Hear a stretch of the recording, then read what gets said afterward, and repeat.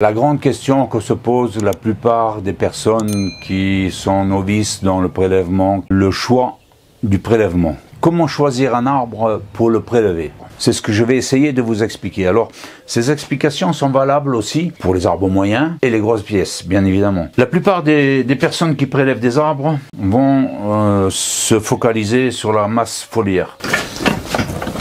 Quand les gens tombent sur ça, ils vont prélever de suite. C'est un arbre que j'ai prélevé en 2018, le 4/9/2018. J'ai choisi cet arbre parce qu'il était facile à prélever. Début septembre, ça a été aussi un test. Pourquoi? Parce que quand on prélève un arbre début septembre, le but est de le faire reprendre. Ici sur Toulouse, début septembre, il fait très chaud. Quand on prélève un arbre avec un maximum de racines, le faire reprendre fait partie aussi du challenge. Donc c'était tester encore le terrain. C'est un arbre qui, malgré tout, moi je ne l'ai pas choisi à cause de sa masse foliaire. Si je veux un arbre avec une masse foliaire telle que celui-là, avec un tronc très droit, je vais dans une pépinière et je paye ça 20 € et puis voilà, c'est aussi simple que ça. Malheureusement, les arbres qui sont le plus en difficulté, qui sont les plus beaux, ce sont des arbres qui ont souffert, qui sont pratiquement tous les ans, ils sont à deux doigts de décrocher, de mourir, et c'est ceux-là qui sont le plus intéressants à prélever. Mais le risque est plus important aussi, parce que ce sont des arbres qui n'ont pas de réserve, très peu de réserve. Donc je dirais, prélever un arbre qui est très joli, qui est en difficulté, c'est multiplier vos risques de le perdre par 2, voire par 3. Sur le terrain, moi j'ai besoin souvent je teste souvent, je fais beaucoup d'expériences sur les arbres. Des expériences gentilles, c'est-à-dire que je ne vais pas tuer les arbres parce que je veux voir comment ça réagit. Celui-là, je vais m'en servir pour récolter des greffons, pour greffer des pins. Donc c'est ce style d'expérience que j'ai à faire et dont je me sers de Yamadori de ce type-là. Malgré tout, j'en ferai quelque chose le jour où je le travaillerai. Maintenant, le tronc n'est pas intéressant, même s'il est gros, il est très droit. Une grosse première branche au départ qui monte à l'horizontale, c'est celle-là. Donc il y a beaucoup de choses à voir et à redire. Pour vous dire, première chose sur le terrain, ne vous laissez pas influencer par la masse foliaire. C'est la dernière chose que l'on regarde. En 3-4 ans, c'est ce qui est le plus simple à faire une fois que vous avez prélevé l'arbre. Donc voilà, masse foliaire à oublier. Cet arbre-là, il a été prélevé en 2016. Il a déjà été rempoté en février 2019. Donc il y a un peu plus d'1 an, puisque nous sommes au mois de mars 2020. Et mon coup de cœur a été le mouvement du tronc. Donc voilà, on a un arbre qui avait une grosse branche ici. Il avait aussi une grosse branche ici. Même si ça a été fait fin janvier, la résine a coulé et elle commence juste à sécher. Arbre qui va être intéressant. Pourquoi? Parce qu'il a un mouvement dans le tronc. Il a des branches très courtes. Bon, bien évidemment, la masse foliaire ne ressemblait pas à ça quand je l'ai prélevé, 2016, donc ça fait 3 ans et demi, parce qu'on ne peut pas dire 2016-2020, puisqu'on prélève en fin d'année, il faudrait qu'on soit en fin d'année pour que ça fasse 4 ans. Donc on va dire 3 ans et demi, 3 ans et quelques mois. Les branches courtes, donc pour faire des plateaux, vous voyez les futurs plateaux, à quoi ça va ressembler. Je vais vous faire voir, moi, la forme que j'ai vue. Une première branche très basse, ensuite celle-là qui va suivre, la troisième, on va faire des plateaux. Voilà, c'est un arbre qui tout fait. Un arbre qui est beau, même petit, c'est beau. J'aime les grosses pièces, mais j'aime aussi les arbres qui sont beaux avant tout. Il faudra imaginer sans cette branche par la suite. Donc on aura un mouvement, on va faire un jean à cet endroit. Donc, la première chose à voir, il faut que le tronc ait un mouvement intéressant, qu'il ne soit pas droit. Un arbre droit, c'est pas l'idéal. Sauf si on veut la forme Shokan. C'est très difficile à trouver un droit formel. Donc voilà, je vous fais voir le tronc et le mouvement du tronc. Jusqu'à la tête, on a la répartition des branches, qui est très très bien. Donc 3 ans de prélèvement, ça veut aussi dire que l'on n'a plus des aiguilles de l'époque où il était sur le terrain. Puisqu'un pin change ses aiguilles tous les 3 ans, vous avez la première année, la deuxième année, la troisième année. Donc en fin d'année, les aiguilles de 3 ans elle tombe. Elle tombe, mais avant de tomber, d'éjecter ses aiguilles, il récupère tout ce qui est minéraux, tout ce qui est les nutriments pour lui. Il récupère, les aiguilles jaunissent et elles sont éjectées. Là, on n'a plus d'aiguilles de 3 ans, qui sont relativement petites. Ensuite, on a des aiguilles plus grandes. Ensuite, on a encore des aiguilles plus grandes. Pourquoi? Parce que lors de la reprise, moi je mets des engrais, donc ces arbres n'ont pas l'habitude de manger à leur faim. Donc ils ont un peu tendance à s'affoler. Au bout de la 3e année, je les rempotais. Et ça se voit. Les arbres parlent. Quand vous faites quelque chose dessus, vous voyez nettement ce que vous faites. Des aiguilles très petites. C'était les rempotages de 2019. On a eu du chaud, du froid. Les arbres n'ont pas apprécié. Lui, il l'a exprimé. Hein. Des aiguilles, comme sur le terrain, des aiguilles de quelques, allez, on va dire millimètres. C'est même pas 1 centimètre, c'est quelques millimètres. Vous voyez la taille des aiguilles. La taille des aiguilles de l'année avant et encore celle d'avant. Là, elles sont au top donc, de ce que l'on peut faire. Hein.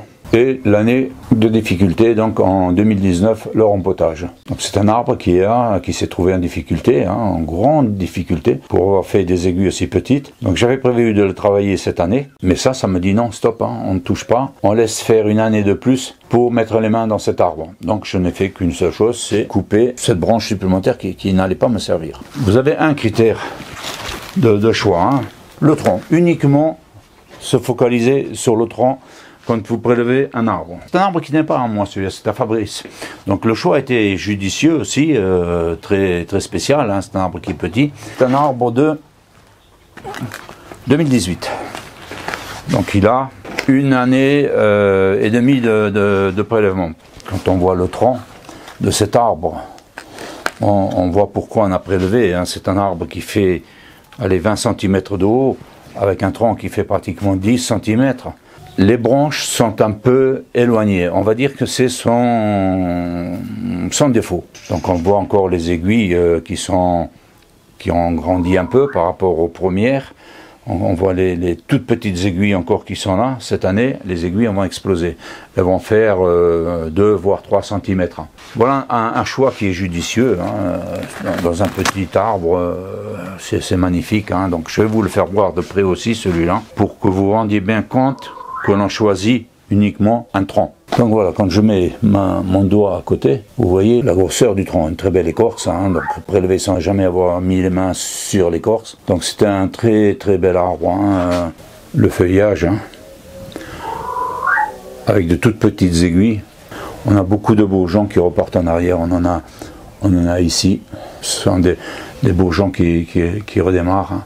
Donc il sera facile, relativement facile à faire partir en arrière.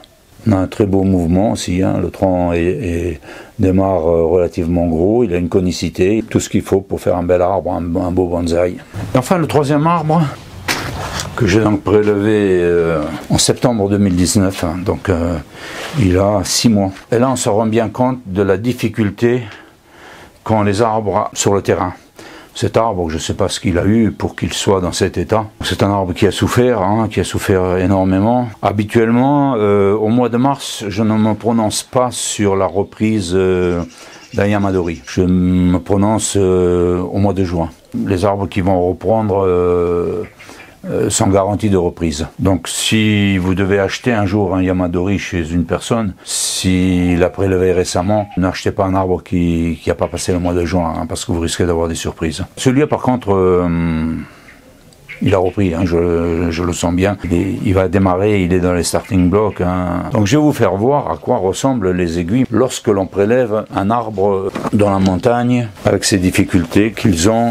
Donc voilà, le réchauffement climatique fait que les arbres ont des aiguilles qui sont moins d'1 centimètre, avec beaucoup de branches qui sont mortes. Hein, donc on en voit qui sont mortes depuis très longtemps. Hein, quelque chose de catastrophique actuellement sur les arbres qui sont en difficulté depuis des années. Donc on a un arbre qui est très vert, hein, on le voit, il est magnifique. Hein, c'est pour ça que je dis qu'il a repris, parce que il y a d'autres signes qui font que je suis persuadé qu'il a repris.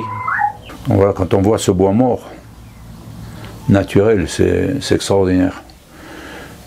Il était sur un chemin, donc il était piétiné, pas par du bétail, hein, il était sur un chemin de randonnée, hein, donc les gens marchaient dessus. Regardez ce bourgeon. Quand on voit un bourgeon rose tel qu'il est là, c'est très très bon signe. Il y a aussi le fait qu'il ait décroché des branches donc sur le terrain, ça veut dire que l'arbre travaille, qu'il a éjecté cette branche pour X raisons, mais il travaille, il a alimenté les autres branches sauf celle-là. Est-ce que j'ai coupé une racine qui correspondait à cette branche? Il y a de fortes chances que ce soit cette raison qui fait que cette branche est dégagée, quoi. C'est un arbre que j'ai pas nettoyé, que j'ai pas touché, j'ai juste replanté, nourri, donc mis de l'engrais. Je mets énormément d'engrais, hein. C'est quelque chose qui est hors norme, ce que je fais, ma manière d'engraisser les arbres. Mais c'est ce qui fait aussi que j'ai un pourcentage de reprise qui est important. Pourquoi j'ai choisi cet arbre? Quand vous voyez un arbre avec ce mouvement, voilà, c'est un arbre qui sera en cascade, la tête sera ici, je vais en supprimer énormément. Avec ce bois mort, c'est quelque chose d'extraordinaire.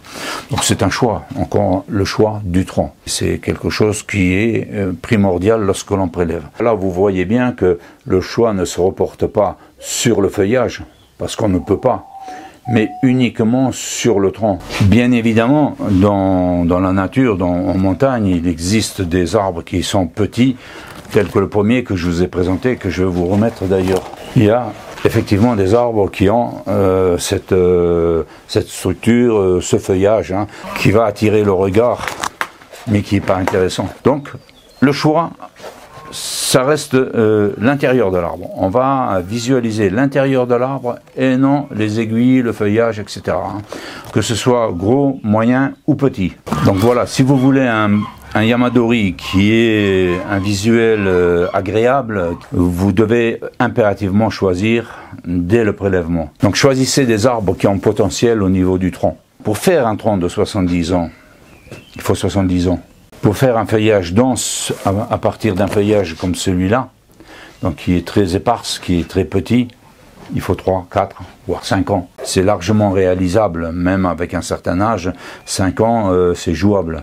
À 70 ans, pour moi, c'est plus jouable, quoi, hein. Prélevez, mais choisissez vos arbres. Ne prélevez pas un arbre pour prélever un arbre, ça ne sert à rien. Si vous voulez travailler, vous exercer sur des arbres, allez en pépinière, vous verrez que vous aurez le choix. On me demande souvent, tiens, j'ai acheté un arbre pour quelques euros dans une pépinière, qu'est-ce que je peux en faire? Et on voit un arbre avec un tronc de 2-3 cm, avec des branches qui démarrent sur le même axe, c'est-à-dire en rayon, en roue de charrette. Je ne sais pas quoi en faire de cet arbre-ci, à part le planter dans le jardin et le regarder pousser et revenir 20 ans plus tard pour voir si on peut faire quelque chose. C'est le conseil que je peux donner, le conseil le plus raisonnable que je puisse donner. C'est difficile de dire à une personne, ton arbre, ça, c'est pas joli, enfin, je ne peux pas dire que ce soit pas joli, mais le travail à faire dessus n'est pas intéressant. Le bonsaï, c'est un choix.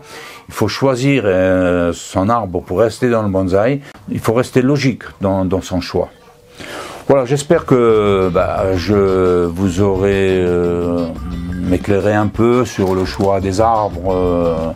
Ça reste compliqué. Quand on prélève un bel arbre, il faut le prélever dans les bonnes conditions en plus pour garantir la reprise. Je dirais aux personnes qui ne sont pas équipées, qui ont un balcon, ne prélevez pas. Ne prélevez pas parce que vous allez vous allez travailler pour rien, vous allez avoir des problèmes et vous allez tuer un arbre surtout, hein. J'espère que vous aurez au moins un départ de choix dans comment choisir votre yamadori.